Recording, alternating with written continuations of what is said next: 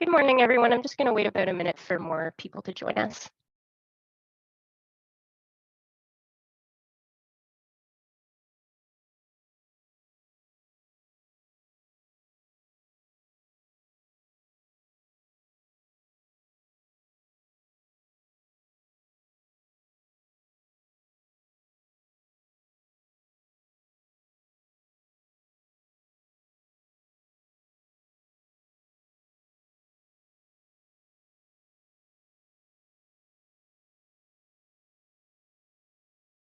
Hey, we are now after 11, so I think I'm going to go ahead and get started. Hi, everyone. Welcome to the Invasive Species Center's webinar series.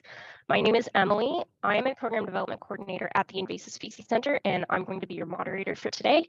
I'm very pleased to be hosting Deah Lieurance, who will be speaking on horizon scanning for invasive species threats to ecosystems, economy, and human health. I am just trying to get to the next slide here. There we go. So to begin, I would like to respectfully acknowledge that the ISC's head office is located on the traditional lands of the Anishinaabeg, the Batchewana and Garden River First Nations, as well as the longtime settlement of the Métis people in the Robinson-Huron Treaty Area. For those of you who aren't familiar with our organization, we are a not-for-profit, and we connect stakeholders, knowledge, and technology to prevent the introduction and spread of invasive species that harm Canada's environment, economy, and society. We've got a lot of great invasive species resources on our website. So speaking of horizon scanning today, we do have a huge database of risk assessments. So you can check out that and other databases and resources on our website. That's www.invasivespeciescenter.ca. You can also sign up on our homepage for our newsletter, biweekly media scan, and event invitations, which is where you would hear about our upcoming webinars. Also just want to promote our invasive species training program. So this is a program that offers virtual self-paced courses for anyone who wants to learn more about the impacts of invasive species in their community or workplace. We currently have 3 courses available, including a brand new course on spotted lanternfly, which is free of cost. So that one is a good opportunity to test out one of our courses and see if you like the training program. You can sign up to receive updates on future courses. We definitely plan on adding more to this program. If you have any questions, you can check out the FAQ page on our website or email training@invasivespeciescenter.ca.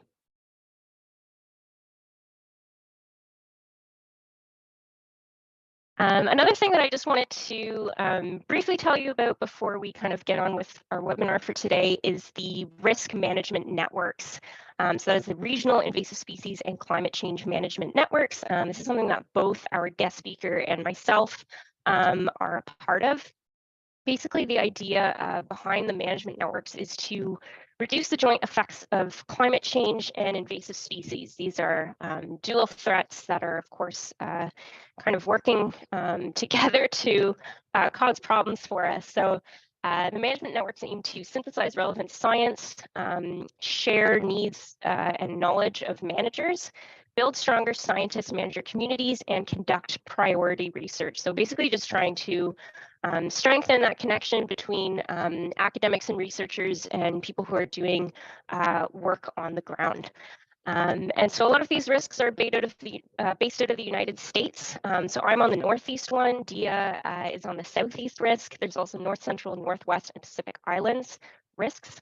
And Canada has one that is being started up by the Canadian Council on Invasive Species, and that is a national one, so the NISC, Canadian NISC.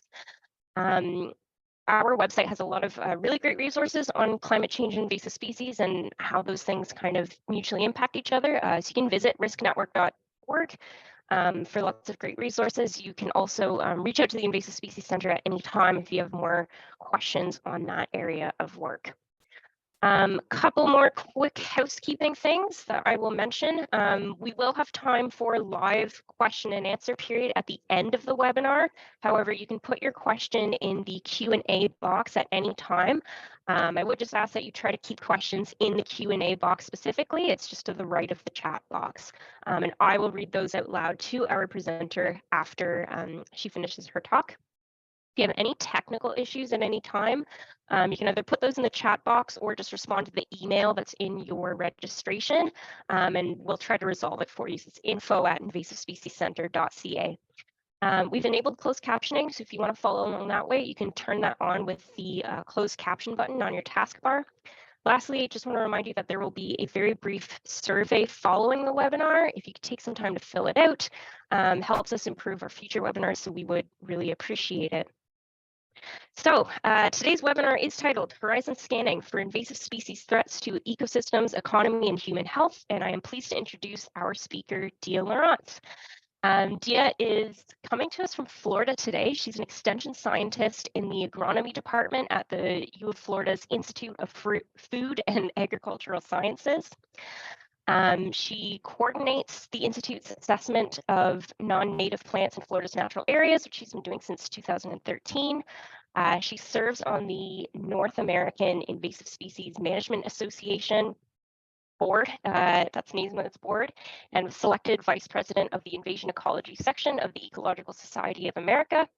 In 2021, she was the recipient of NASEMA's Rita Beard Visionary Leadership Award, and was chair of the Florida Invasive Species Council from 2019 to 2023. Her PhD is from Wright State University in 2012, and before that, for 3 years, she was developing biocontrol agents at the U.S. Department of Agriculture Invasive Plant Research Laboratory for a few years in Fort Lauderdale. Deah, I'm so pleased to welcome you today. Thanks. All right, thank you for that. I promise that was a long bio, but all of those little things that I've done in my career have absolutely benefited the way that I do risk assessments. So each of those little pieces provides knowledge that helps with that. So sorry if that was too long. But let's get started now about horizon scanning. Get this set up. Okay. So today I'm going to talk to you about horizon scanning in general, but focus on a project that we did for Florida that was to look for these invasive species threats to our ecosystems, economy, and human health.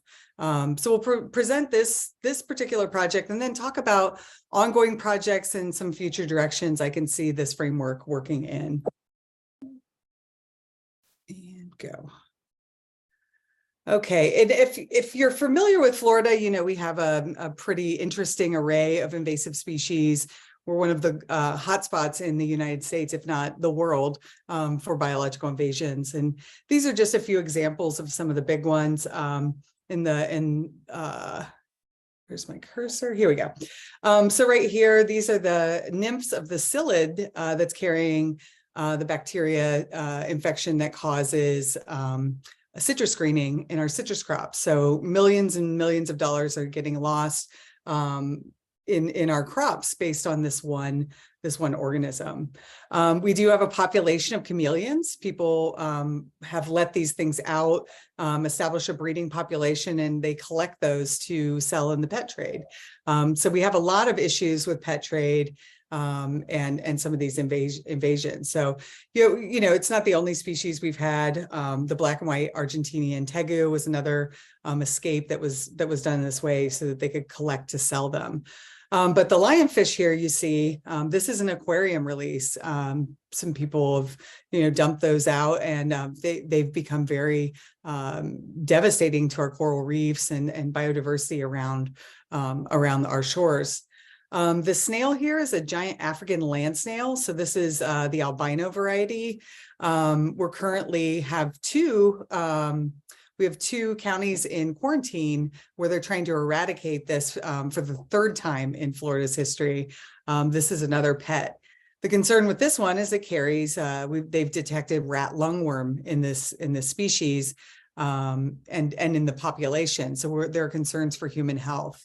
And so all of these things have faces and are very charismatic, but we can't ignore our plants. So this, all of the vines you see here, that's air potato vine. So, this is just one of the species that's going in and changing ecosystems, overtopping trees, reducing biodiversity. So we know biological invasions impact natural systems. I'm going to show, I know this is review for many of you, but I just want to show you what some of these invasions look like in Florida. This is a Melaleuca stand in the Everglades. And the Melaleuca has gone in. One tree can put off tens of millions of seeds. And they established these really tightly compacted virtual monocultures of trees. And Melaleuca is full of secondary metabolites, secondary compounds that are highly flammable. So the result is, this is a system that's accustomed to low and slow fires, the river of grass, but you put these trees in, it's a completely different layer in the ecosystem, and it's highly flammable. And if you're not aware, the Everglades is prone to a lot of lightning strikes. So what you have often with these Melaleuca fires is lightning will strike, it will catch on fire, and then we have these really hot, fast fires that move through the system, and they're very large. So you can see the sort of the height of that fire in that system, incredibly damaging to the ecosystem. An example of an organism here of a vertebrate invasion is the python, the Burmese python. It's thought that they were introduced sometime around 1985. Establishment was pretty clear around 2000. In this graph, you're seeing biodiversity loss across these different mammals on the x-axis, and the number of observed per 100 kilometers. These are from driving surveys. And in the green, that's 1 year's worth of observations, estimated 6,600 kilometers area that were observed. And then 2003 to 11, so you're looking at a much longer time period and 50,000 more kilometers that were surveyed. So the green is the early survey. Red, I would, maybe you can't see much, and that's because the pythons have effectively removed raccoons, possums, rabbits, and some of the other creatures, native mammals in the Everglades National Park, including, we have some threatened and endangered species. They also get our wading birds, like, the protected wood stork. So this is just one organism that's completely changing the structure of those communities and reducing biodiversity. This should look familiar. That I took this from the Invasive Species Center's website, but here we are with the invasion curve. Species arrives, you move through time, cost and damage, and the area occupied increases. We have prevention, eradication, containment, and long-term maintenance control. And then you see these economic returns on investment. For every dollar spent, we'll see $100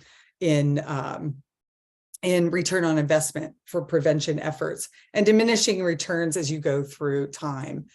And so for this reason, we want to stay in this prevention and eradication section. However, looking at some data that we get from Invacost, which, if you're not familiar, is this collective. It's pretty amazing effort to get some real numbers to put behind biological invasions. So here in the first bullet, management costs for North America were estimated at almost $100 billion since 1960, and damage costs around 1.26 trillion during the same amount of time. And in this figure, the blue, you see the top 10 species that were spending money on prevention. And in the pink, the top 10 were spending for post-invasion management. And you can see that the lines, the amounts we're spending here on the post-invasion are much higher than what you're seeing with the pre-invasion, further illustrated by their estimation that we're spending about 25 times lower on pre-invasion versus post-invasion. So there's a better way to do this, obviously, and try to focus more effort on the pre-invasion management side. And so how do we do that? How do we stay ahead of that invasion curve? Well, there's, different kinds of tools, decision support tools, schemes, different governments have their own programs to try to do this. And so down here, you see pre-introduction, introduction, establishment, and spread. So this is sort of your stages of invasion. And in terms of the tools in the toolbox, in the pre-introduction, which is this gray cone here, you have risk analysis, which encompasses initiation, risk assessment, risk management, risk communication. But we also have horizon scanning and risk assessment here, which covers this initiation and assessment. And I always want to make the point to let everyone know that impact assessments are not risk assessments. So that falls over here and in this portion of the invasion, steps for invasion. So today we're going to talk about horizon scanning to identify these potential threats. So horizon scanning is a technique typically used in biomedical fields, big tech, things like that, but more recently focused on natural resources, decision-making and problem solving. And so most recently here in terms of horizon scanning, I'm sorry, the first one here is a horizon scan for Great Britain that was led by Helen Roy in 2014.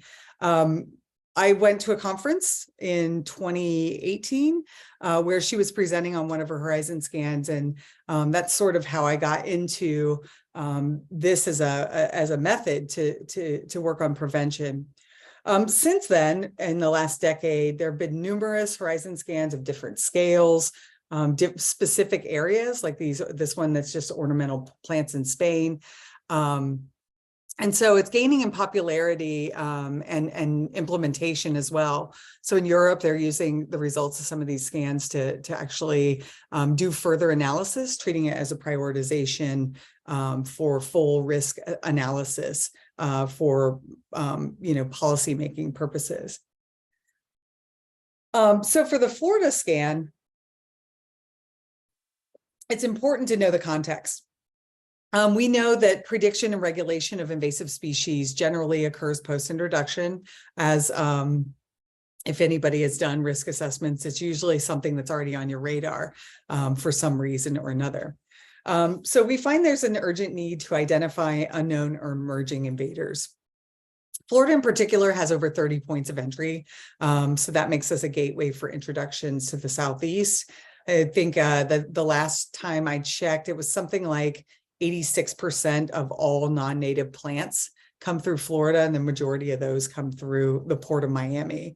But we also have a really robust tourist industry, estimated around 69 million in 2019 coming into the state. So lots of opportunities for intentional and unintentional introductions. And we know that prevention efforts could save the state millions of dollars annually and preserve our unique ecosystems. So we built a working group, and our objectives were to provide a ranked list of invasive species threats, identify pathways for arrival, and categorize impacts and impact mechanisms, with the idea that you'd have the list, you'd have the pathways and the impacts. So the pathways can help, knowing the pathways can help you do the management, and knowing the impacts can not only help you do the management, but also prioritize with a sense of urgency for those species with more massive impacts. So the process works like this. You build a list for consideration. You start big and then narrow that list, divide it into taxonomic groups. And then we held a workshop with our experts. That was for training and organization. Here we all are for a photo op. When we built the working group, we wanted to make sure that there was a diversity in expertise and who these people represented. So there were folks that do regulation, both for the feds and for the state. We also had taxonomists. We had folks who were just, really hardcore invasion ecologists. And the way that we all work together, we covered the way to think about these species from different perspectives. So if you're thinking about doing one of these, I highly recommend that kind of diversity when you're thinking about this.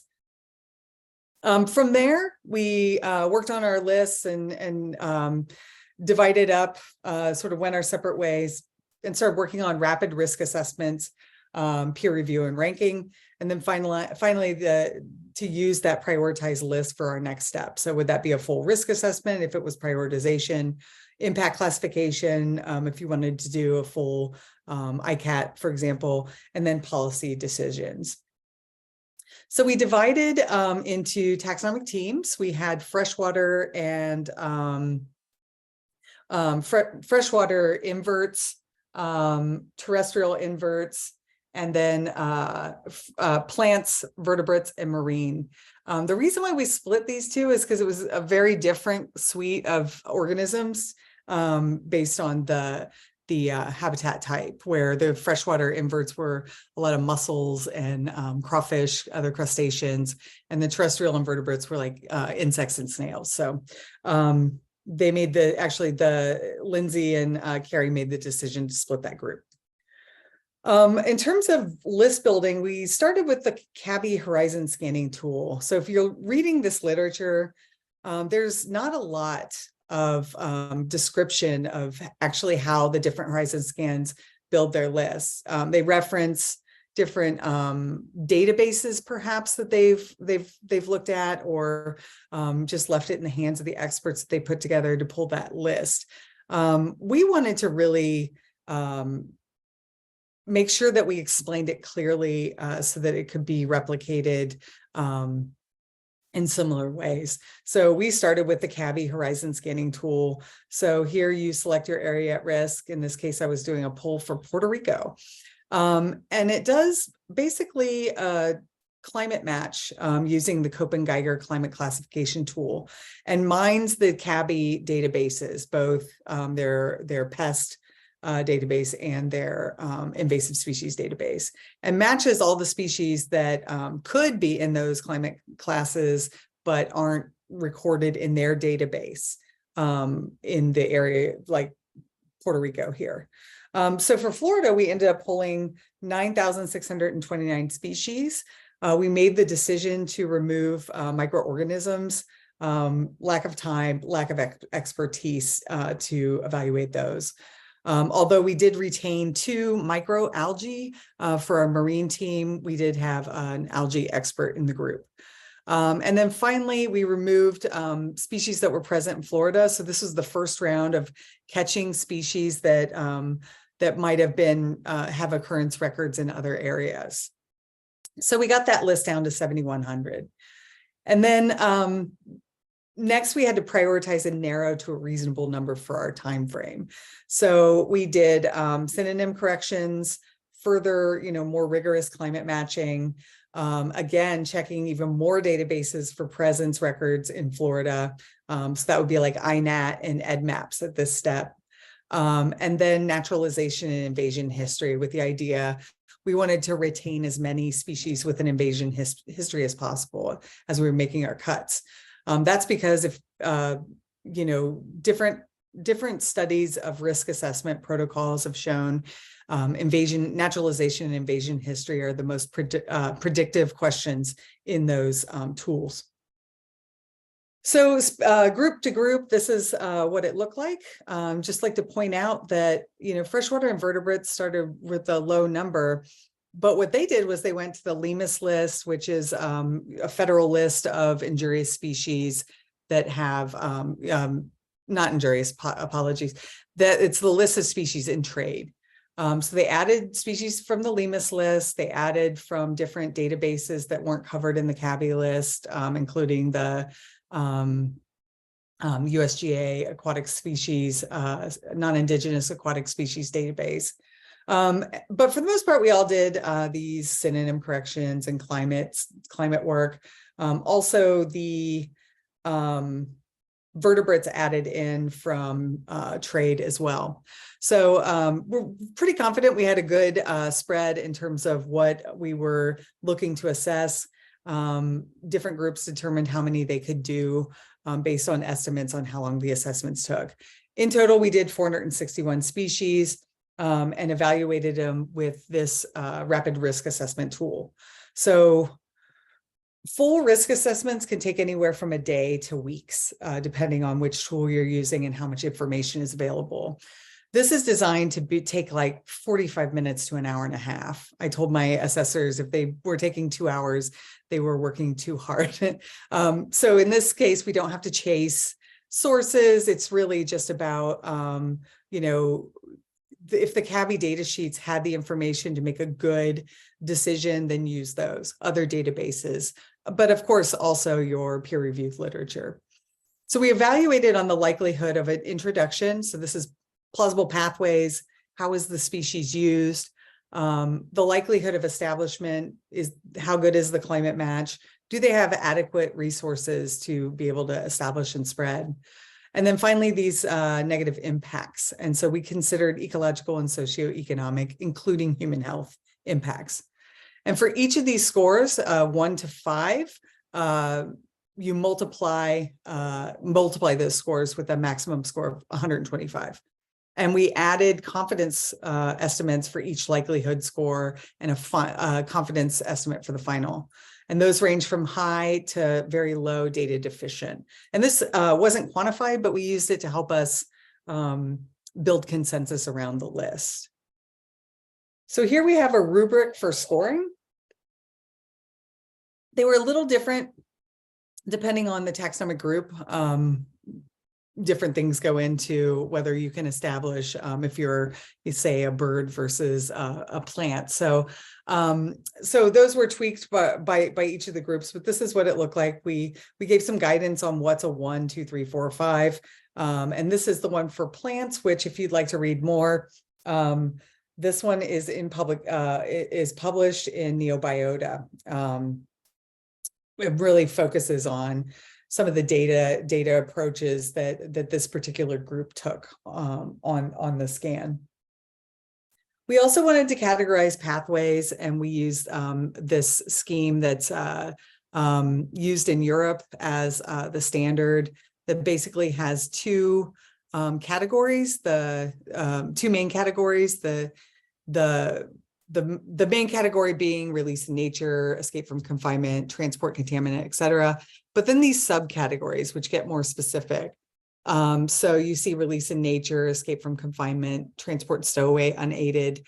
So we wanted to capture, at a minimum, we got this information from our assessors. If we didn't get this for the final list, I went back and pulled that information. And so in total, we took, these are the data that we provided a template to make everybody do it the same way. And we collected synonyms, functional group, what's the native range, those pathways, each of the scores and certainty, and the type of impact. And for this one also, we asked for detail, but if we didn't, this is when, for the rank species, I did go back and pull the sub pathways if they weren't there, and the impact types and mechanisms. And so think of the mechanism as the way the impact is incurred. So it would be things like predation, transmission of disease. From here, once the species were scored, they went through peer review and edits. The team leader reviewed it again.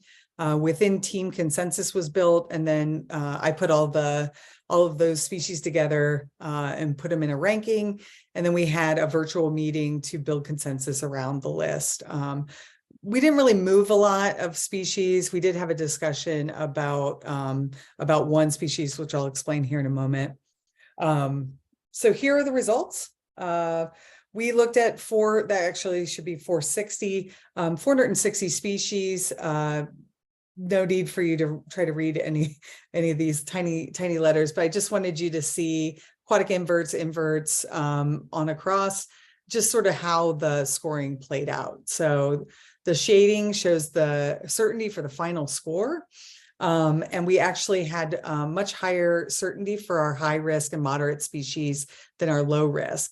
Would not advise treating these as a whitelist because a lot of these were data deficient. So don't assume that the low risk automatically means that it's not a threat.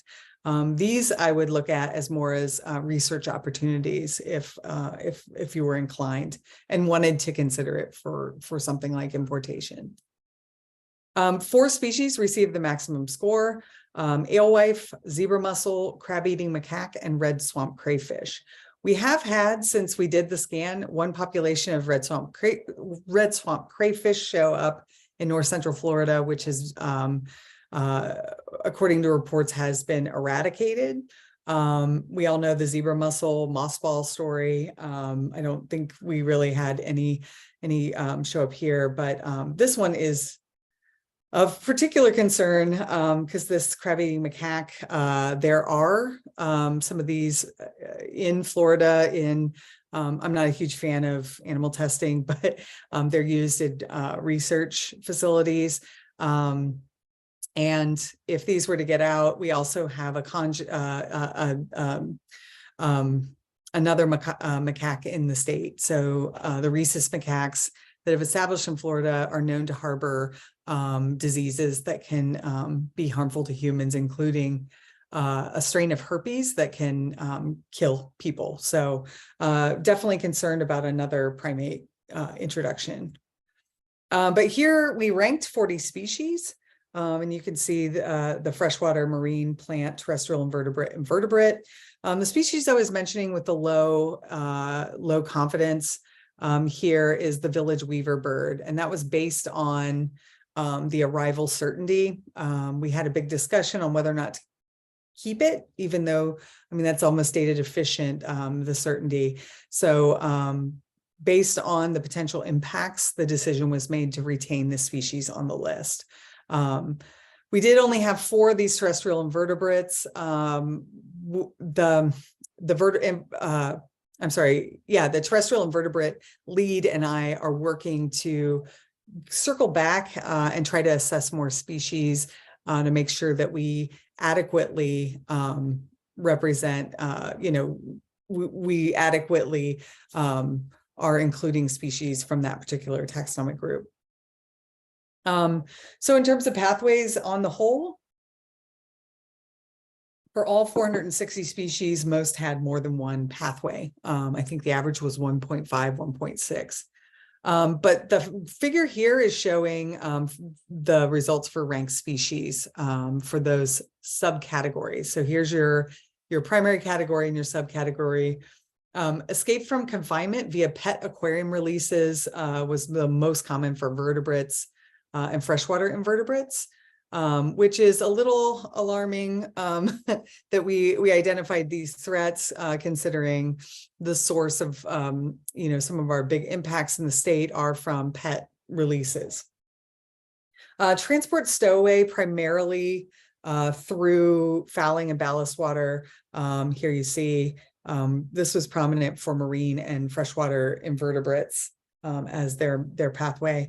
And then finally, it's important to note that one of the highest, second highest number of observed pathways was in the unaided, in that natural dispersal post-introduction. So after an initial anthropogenic introduction, then you have movement, and this can be along corridors or, birds fly. So this is concerning because I went in and looked at the records of these species in sort of the Caribbean and also in neighboring states. About 40% are in the Southeast already, and 27% are in the Caribbean. So we have, a lot of these species are in close proximity to the state. So that unaided dispersal is something we would need to pay attention to. Now with our impacts broken down between ecological and socioeconomic, here are your impact mechanisms. So these come from the ICAT, and these are I pulled these out of actually the literature. There are no real formal impact mechanisms outlined for this, the socioeconomic version of the ICAT. So what we see here is, predominantly competition and predation were our ecological impacts. But important to note that there were some species known to transmit diseases to native species. And then down here in socioeconomic, we're seeing a lot of damage to agriculture and forestry and aquaculture. Just note here, 3 out of 4 of those terrestrial inverts were threats to agriculture. So we had like cotton bollworm, nun moth. So these were threats to our crops. So from this, we made some recommendations, full risk analysis of the high-risk species. For the plants, I've already done risk assessments and included them in the IFAS assessment database. We would recommend, the rest of the species go through some sort of screening. We're planning for the assessment to do the moderate risk plants as well. Increased surveillance at Florida's ports and state borders. As I mentioned, we've got those species that are very close proximity to Florida. So we want to, we've got 30 some odd port, entry points in the state. We want to pay attention to those, but we can't ignore our state borders. Also, a periodic review of the list. So maybe every 5 years, 5 to 10 years, going back and refining the list. Is there new information? Or did some of the species arrive? Therefore, they wouldn't be on the horizon. We would remove those and add new species as they become a threat. 4, we want to prioritize identification and management of pathways with this idea that if you know the pathway and multiple threats are coming in on that pathway, you can work on prevention efforts for multiple species at the same time. And then finally, harmonizing methods for data sharing and communication results. If we're all doing this the same way, it's a lot easier to work and share what we're doing as a community. And so application of our results. So the Everglades Restoration Task Force under the direction of the Water Resources Development Act, their primary work in this 2020 plan was to develop a priority list of invasive species. And so they decided it would be good to just work with the list that we had put together. And we refined that list further to select climate matches specific to the Everglades and plausible pathways to the Everglades. So we narrowed our list from 40 down to 14 and added in a couple mangrove species. And the next part of this is, they're developing information sheets for each of the species. So, there'll be management directives in there for each of those listed species. In terms of doing this, I think it's important to acknowledge, so we did the first one in the United States, and there were lessons learned. So like I said, there wasn't a lot of information out there, about some of the, how to really get started with one of these scans. One of the things we did learn is to pull your list and narrow it before distributing it to the teams. We've been working with USGS on ways to automate that, and I'll explain that in a couple slides. Have more frequent meetings to keep the project moving, bi-weekly or monthly meetings within the teams to keep people going, so you can expedite the actual scan. And balance input on methodology with what is non-negotiable. So in our workshop, there were a lot of times when people were going over here and over here on topics that we couldn't amend for the methodology, or we would be going too far away from the original work in not a constructive manner, and not harmonized with those other scans. And then now we know how much time it takes to do these assessments, and we use that to help recruit for future and ongoing projects. So currently we're working on One horizon scan for Puerto Rico and the U.S. Virgin Islands, funded by U.S. Fish and Wildlife Service. We've compiled our list. We have our experts, but there's always still room to participate if you're interested. And our goal is to finish by the end of the year. We're probably looking more like January or February. Right now, our list is at USGS for processing. They're looking at, automating. They wrote code to do all the synonym corrections and climate matching. So that is going a lot faster for us, and it'll be easier for our participants when they're doing their assessments. We're also working on a horizon scan of all plants in trade. This is a 2-year project. We're in year 1, where we're compiling the list, collaborating with Susan Canavan at University of Galway in Ireland, and some folks at in Prague at Petr Pišek's group. They've developed code to go in and scrape data off the internet. So we were able to pull lists from Dave's Garden and plantinfo.org, which the latter shows it's no longer maintained as far as I understand it, but the data is still there of it's plants that have been sold at different nurseries in North America, or I believe it's North America.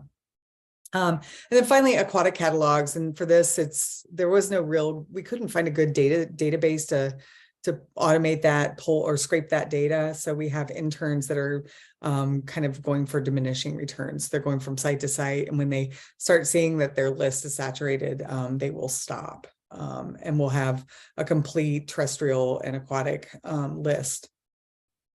So I mentioned working with USGS. So they worked on this project where they built R code, CliMatch R, that is publicly available, the script. This actually does a pretty good climate match and does it quickly. So it's high throughput. I believe that they said 8,000 species in just a couple of days. They would set it all up and let it run over the weekend. So they're able to process large data sets in a short amount of time and give us much more reliable information than, looking at 2 different maps and trying to match them. So they also are doing that. That's the script for our synonym correction, and for pulling global occurrence records, like the number of global occurrence records, which sometimes we have to use as a proxy for propagule pressure.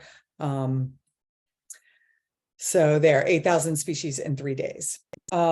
And again, these are the folks that worked on this project. Definitely want to acknowledge the funding source, Florida Fish and Wildlife and IFAS Research. And I pulled some funding from the assessment. So that is what I have for the presentation. And I think we have plenty of time for questions. Yeah, absolutely. Thanks so much, Deah. It was a great presentation. And yeah, we definitely have lots of time for questions. So if you have more, please keep them coming. I hope my audio is a little bit better. I know there were issues early on. Switched up my earphones. Okay, looks like we're doing good. All right, great. I'm glad people can hear me okay. Okay, so I am going to start reading some of these out. So someone had a question, I guess kind of related to legislation or regulation of invasive species. I guess I'll maybe frame it as what kind of regulatory framework are you working within in Florida? Is it kind of strict legislation, or is it looser legislation? Is it hard to enforce? I don't know if you want to just kind of an open-ended question, if you want to just speak to that. Yeah, so in Florida, Florida Fish and Wildlife Conservation Commission, they handle the wildlife side of things in terms of regulating. They just actually busted, it was like six guys who were doing one of those, let's throw a bunch of, reptiles out and let them breed naturally and then go collect. So it was like a whole ring of those guys, along with some other substances that they were buying and selling. So they really do a good job of doing that kind of enforcement. We do run into a lot of problems in getting things listed so that we can enforce. So one thing I didn't know, I'm from Ohio, and we have a couple of things in our history about exotic pets. But I never really experienced anything like Florida's relationship with the exotic pet trade and their influence and power. So they're constantly suing FWC for listing different organisms. But FWC is also doing a lot of work to make sure there's as much science as possible behind their listing. So they've got a whole risk assessment program that they're getting started and to justify their listing. For the plant side, we're looking more at Florida Department of Ag and Consumer Services. They maintain a noxious weed list. Unfortunately, most of the time, the plants that are getting listed are already a problem. Just like I said, it's hard to get things listed that are, I've actually participated in noxious weed listing for 5 species. I petitioned 5, and I see how the work is done. So I write a petition, I present it to this committee, the committee votes. And if you don't really wow them, I would say, with some impacts that would be, you have to show them what the impacts are going to be. And it's best to show those ecological impacts, but also connect it to agriculture if you can. So doing this for species that aren't here yet, I haven't really tried that. But on a national level, the paper came out a couple years ago about the injurious listing, and they have 100% success rate of keeping things from establishing that were listed before they were introduced. So that's a real testament to this prevention approach. So there is enforcement, fines, charges, that kind of stuff. So yeah. Okay, great. Yeah, great answer. Thank you. I have a couple of different people asking about if this kind of thing is going on in Canada and Ontario. CORSA's Canadian specific databases or tools that are useful for horizon scanning. Deah, I don't know if you have anything to speak to this. I will just plug that we had another webinar on horizon scanning back in October. That was Jessica Goldsmith speaking about horizon scanning, I believe in Quebec, if I'm remembering correctly. And we have all of our webinars recorded. So if you go to our website or you can go directly to our YouTube channel, that is a Canada-based example that you can go and look at. But Deah, I don't know if you knew of anything happening up here yourself. Yeah, I mean, this talk, I was at the NASMA conference and talking to Sarah Rang about she approached me after we did a whole session on horizon scanning. So as far as getting started, that horizon scanning tool from CABI is a pretty good place to start. We're trying to work with them to see if there's any kind of, this wouldn't affect you as much as it affected our list, but if there's a temperate bias to the list, were we capturing all we needed to capture in terms of tropical and subtropical species? But all in all, it's a good list to narrow from, and you don't want to discount adding in things. So if you've got a list, something like, what we have with organisms in trade, those kind of things are good to supplement. There's also a whole suite of international databases that have lists of species and different, I think Dave Richardson has one that's naturalized plants. So there's those kind of places you can look as well. If you have the opportunity, I see in the chat someone is working with the USGS group with Peter. So that's who we're working with. So they're on all these teams. we're doing a national horizon scan for plants. There's an ongoing one for invertebrates. We finished one for vertebrates. So that work is where the coding had come from. So I definitely look into, if you want to make your life easier, doing that kind of automating some of your list processing, because it really loosens the load for whoever's kind of in charge of that. So that's my advice. I'm always available. Like if you want to contact me after this, I'm happy to facilitate if you want to put on one of the workshops. Happy to consult if you have questions. I'm getting ready. I'm working on my third one at this point. So I'm planning a fourth. So that's kind of where we are. Great. Yeah. Do you want to maybe, if you're comfortable with it, put your email in the chat, and then people will have that. Yep. Thanks also to people posting some responses in the chat. That's really great. I am going to read out another question. And I think maybe you already kind of spoke to this a little bit. Canada has federal legislation that can prohibit the import and transport of listed aquatic invasive species. In your opinion, could horizon scanning be an effective tool for identifying what species to list under the legislation before they enter the country? Do you know of examples where horizon scanning has been used to inform legislation? Yeah, so in Europe, basically what they did in Europe, so there's the European Pest Plant Organization, EPO, and so they do that risk analysis, if you remember the figure at the beginning, with the 4: initiation, assessment, management, communication. So part of some of the species that they have put through their full assessment, they went through horizon scanning as a prioritization tool.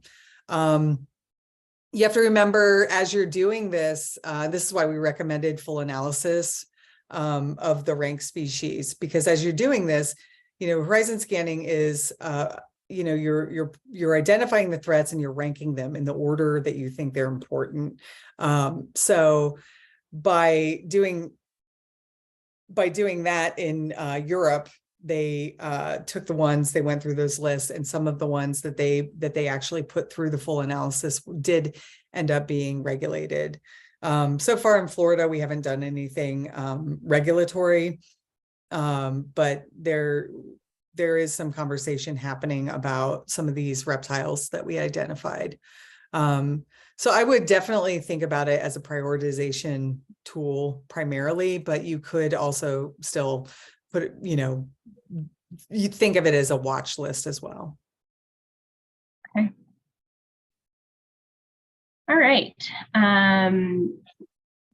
Okay, and actually we have a question from Jessica Goldsmith, who did our webinar in October, the one that I mentioned. She says, thank you for your presentation. Very interesting, hard work behind what you presented. I was wondering why you have decided to multiply all components, introduction times establishment times impact, for your scoring. Have you discussed doing introduction plus establishment times impact, since normally risk is the combination of the probability of invasion and the consequence? Mm-hmm. Yeah, this sounds like one of our reviewer comments on the paper. Yeah, we're talking about this. So this is how, some of the other published literature had done it. But yeah, definitely putting a really heavy weight on, one part of the risk matrix.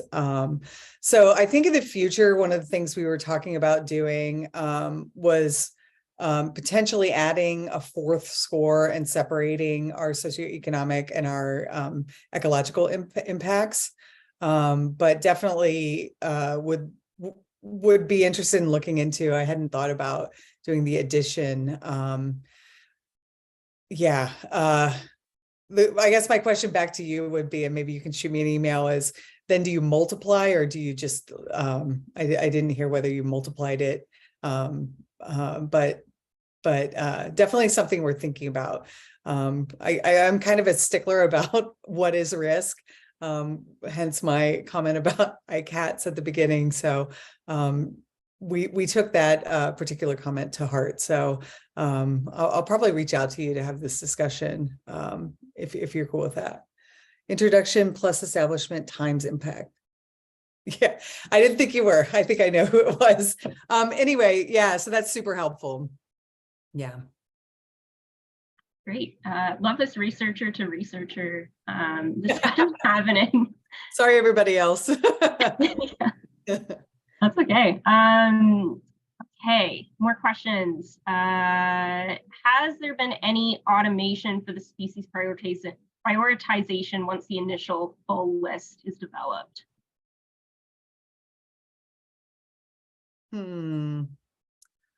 I'm trying to understand this question. So the full list being the initial poll. So in our case, the 9,000 species or that ranked species list. So I would say yes to the first. So that's some of that coding I was mentioning. But in terms of a few years ago, I guess it was right before the Ecological Society of America's meeting, right before pandemic, there was an impact symposium. And one of the gentlemen in the audience kept asking these questions about automating the actual assessments. So using code to complete the assessments, and all the risk assessors in the room were like, no, that's our jobs. So I haven't really focused too much on that part of it. But in terms of these, I think in the future, there might be ways to automate data pulls. So, coding to pull your species papers on that. So those are the kind of things that I would think about. But I think in general, risk assessment really requires a human touch in terms of deciphering what information is good information, what's bad. One example I think is really easy to understand is impacts. So if you're looking up impacts, a lot of times things are listed as impacts that aren't impacts. They might be, just other information that's put under that heading. And it takes a human to kind of go through and make sure that data is actually what it's supposed to be. So. Okay. I think you mentioned that someone asked about this, about your methodology being published. Is it published? Is it open source? It is in review. I will say we're having a hard time finding a journal. Like the paper is absolutely like as tight as I've ever written a paper, but we're having issues with scope and novelty because there are so many of these things that are published. Some of the journals haven't been interested. So right now it's in review, and hopefully that'll be a pretty quick process. And I'll let everybody know as soon as that happens. The plant one, the results are available for the plant one. The reason why it was published separately is that particular group, two of the members were they really enjoy almost like a hobby working with data in R, and so they did a whole bunch of extra analyses of what the plant group did, and that's why that one's in publication. Okay, thank you. I'm going to try and squeeze in one more question, if that's okay. I know we're coming up on the hour. We have one more in the Q&A. It says, predicting future invasions seems like an inherently difficult task, but after identifying threats and risks, how does horizon scanning and risk assessment lead into early detection and rapid response? Are you aware of any novel prediction or EDRR technologies related to modeling, like species distribution modeling, or more active surveillance and identification technologies that are gaining traction to help manage early invasions or address future invasions? Not a small question there. I'm looking at the question now. I want to make sure I get it correct. So in terms of novel prediction, EDRR technologies, I do know that there's a few groups that are doing some of the Inhabit group from USGS is doing some of these